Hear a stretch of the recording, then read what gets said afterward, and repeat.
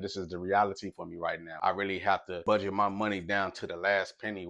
Canned foods, soups. With all of the headlines these days about SNAP benefits and whether or not the Trump administration will be paying them out during the government shutdown, I've been talking to people who depend on SNAP benefits to put food on the table. One example is George. He just moved here to DC from California to take care of his elderly mom and says the moving expenses took a huge hit on his finances, and he also has 2 kids to feed. I work, but the job I have is only minimum wage. Just trying to survive out here. My paycheck doesn't cover that. Throughout the US, about 1 in 8 Americans receive SNAP benefits, so that's roughly 42 million people, and about 40% of them, or 16 million, are children. Nobody can live off of $300 a month. So that's why I go to places like this, that I can survive on the food here. And whatever ingredients we do have, we just try to put something together from what we have in our refrigerator until we're able to afford something more. It's really getting tough out here for a lot of people on SNAP benefits, but mostly are federal workers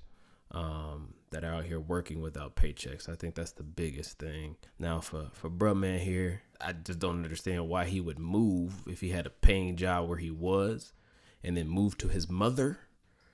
It should have been the opposite way around. I'm not judging him for making the choices, but he should have moved his mom with him, especially if he has 2 kids. So if he already had a good paying job in the situation and where he was at already, why would you move from where you were to your mom's house or your mom's state or wherever she is? It just didn't make enough sense. I don't have enough information on it, but that's just not something I would do. It doesn't make sense to me. And then complain about, how much you're getting from SNAP. Now, I understand it may be more of a difficult situation and more to it that I don't know. It's time to really get serious about finances, people. You've been receiving SNAP. Why don't you have savings? If you've been receiving SNAP and buying clothes you don't need, fast food that you don't need, why? If you're on SNAP.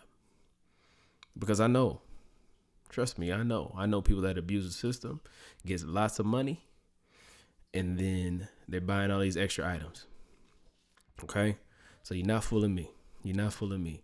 However, I know that there are serious people in need, and to those people, I feel for you, and, seek out the pantries and all that kind of stuff right now during this time.